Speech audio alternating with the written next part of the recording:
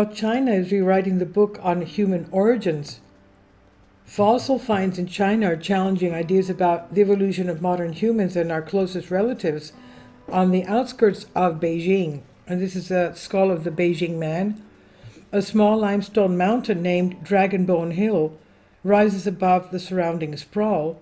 Along the northern side, a path leads up to some fenced-off caves that draw 150,000 visitors each year, from school children to gray-haired pensioners.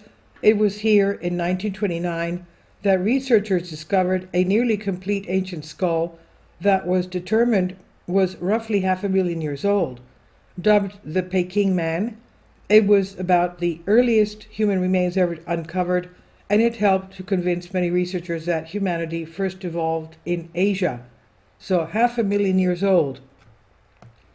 Since then, the central importance of Peking Man has faded, although modern dating methods put the fossil even earlier, up to 780,000 years old. The specimen has been eclipsed by discoveries in Africa that have yielded much older remains of ancient human relatives. Such finds have cemented Africa's status as the cradle of humanity, the place from which modern humans and their predecessors spread around the globe, and relegated Asia to a kind of evolutionary cul-de-sac. But the tale of Peking Man has haunted generations of Chinese researchers who have struggled to understand its relationship to modern humans. It's a story without an ending, says Wu Jinzi, a paleontologist at the Chinese Academy of Sciences, Institute of Vertebrate Paleontology and Paleoanthropology, IVPP, in Beijing. They wonder whether the descendants of Peking Man and fellow members of the species Homo erectus died out or evolved into more modern species, and whether they contributed to the gene pool of China today. Keen to get to the bottom of its people's ancestry, China has in the past decade stepped up its efforts to uncover evidence of early humans across the country. It's reanalyzing old fossil finds and pouring tens of millions of dollars a year into excavations, and the government is setting up a $1.1 million laboratory at the IVPP to extract and sequence ancient DNA. The investment comes at a time when paleoanthropologists across the globe are starting to pay more attention to Asian fossils and how they relate to other early hominins, creatures that are more closely related to humans than to chimps. Finds in China and other parts of Asia have made it clear that a dazzling variety of Homo species once roamed the continent, and they are challenging conventional ideas about the evolutionary history of humanity. Many Western scientists tend to see the Asian fossils and artifacts through a prism of what was happening in Africa and Europe, says Wu. Those other continents have historically drawn more attention in studies of human evolution because of the antiquity of fossil finds there, and because they are closer to major paleoanthropology research institutes. And he says, but it's increasingly clear that many Asian materials cannot fit into the traditional narrative of human evolution. Chris Stringer, a paleoanthropologist at the Natural History Museum in London, agrees Asia has been a forgotten continent. He says its role in human evolution may have been largely underappreciated. A hallmark of Heidelbergensis, Homo heidelbergensis, a potential common ancestor of Neanderthals, Denisovans, and modern humans, is that individuals have a mixture of primitive and modern features. Like more archaic lineages, Homo heidelbergensis has a massive brow ridge and no chin. It also resembles Homo sapiens with its smaller teeth and bigger brain case. Most researchers have viewed Homo heidelbergensis or something similar as a transition between Homo erectus and Homo sapiens. Unfortunately, fossil evidence from this period is drawn of the dawn of the human race is scarce and often ambiguous.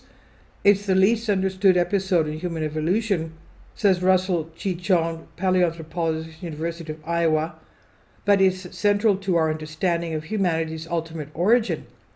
The tale is further muddled by Chinese fossils analyzed over the past 4 decades, which cast doubt over the linear progression from African Homo erectus and modern humans.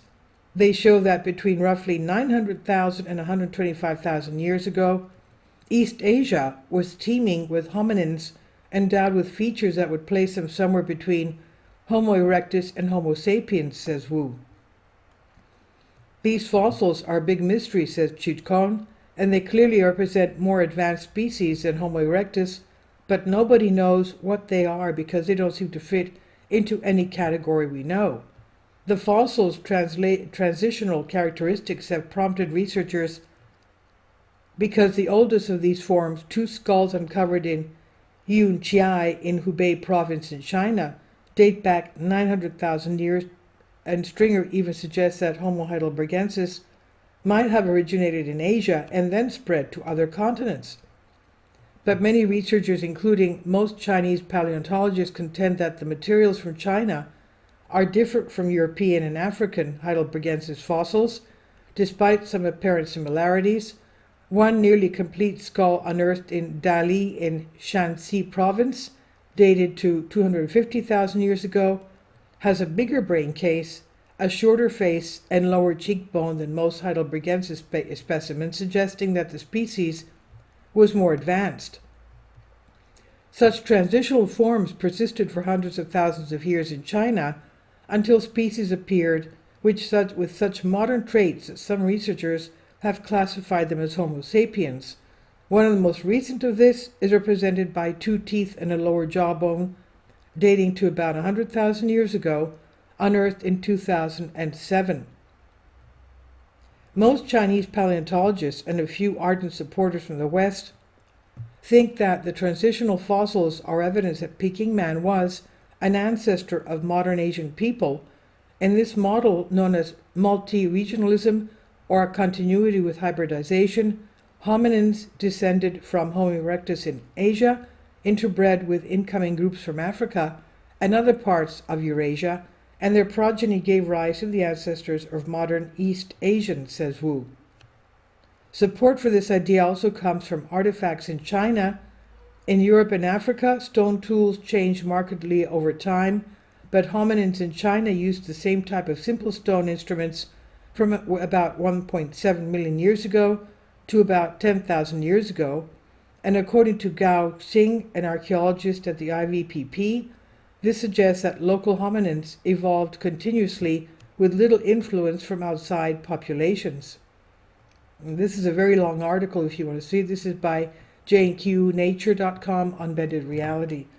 Please leave your comments, and thank you for your support. Please support my Patreon account. The daily posts are 5 videos daily, and they are totally different from what I have on my YouTube channel. Thank you so much for your support and that you find all my content so interesting. You'll find the Patreon account details in the description box below.